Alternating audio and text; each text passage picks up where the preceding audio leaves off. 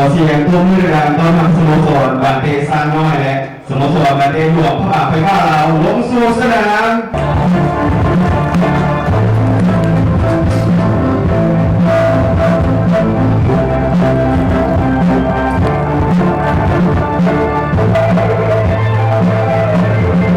2026อยู่ที่สนามกีฬาอี้ท่านผู้ชม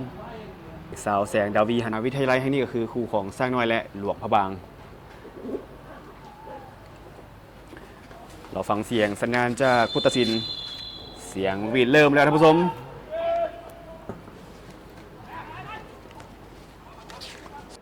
จากลูกใหม่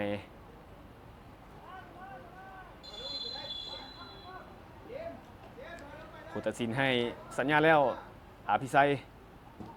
โยกเข้ามาต่ำแต่แล้วลูกนี้เหียบห้อยเลยโอ้โหประตูทำอิฐเกิดขึ้นแล้วเนาะมาเบิ่งอีกถึงว่าจะเป็นไผ่ที่ว่ายิงประตูเข้าไปมาเบิ่งคืนภาพซ่าท่านผู้ชมจังหวะนี้อภิไซยกเข้ามาแล้วจังหวะนี้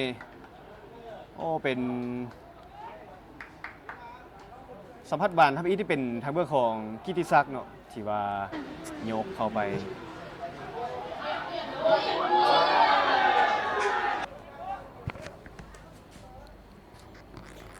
ถือว่าในตอนนี้รวมพระบางจังหวะนี้ท่านผู้ชมกรรมการว่าจะไงกรรมการให้เป็นบานเข้าไปแล้วตอนนี้โอ้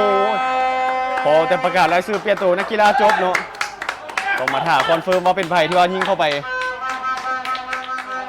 มาเบิ้งคืนจะว่าเตะเจเนาะอุ้ยเป็นหมายเลข19โดยที่มันยิงเข้าไปก็คือบุญแพงเนาะบุญแพงไซสมบัติแบบยิงเข้าไป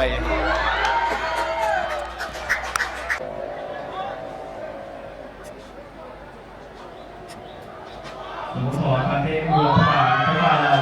เป็นตัวที่1จากนักกีฬาใหม่จังหวะนี้เกือบจะเสียบานอย่างดีที่ว่าแสงดาวีแลนมาเอาบานได้ไปทีอภิไซและจบกันท่านผู้ชมเสมอกันไป1-1ท่านผู้ชมเอาไปในตอนนี้ข้าพเจ้าจะนำพาบรรดาท่านไปรับฟังบทสัมภาษณ์ของ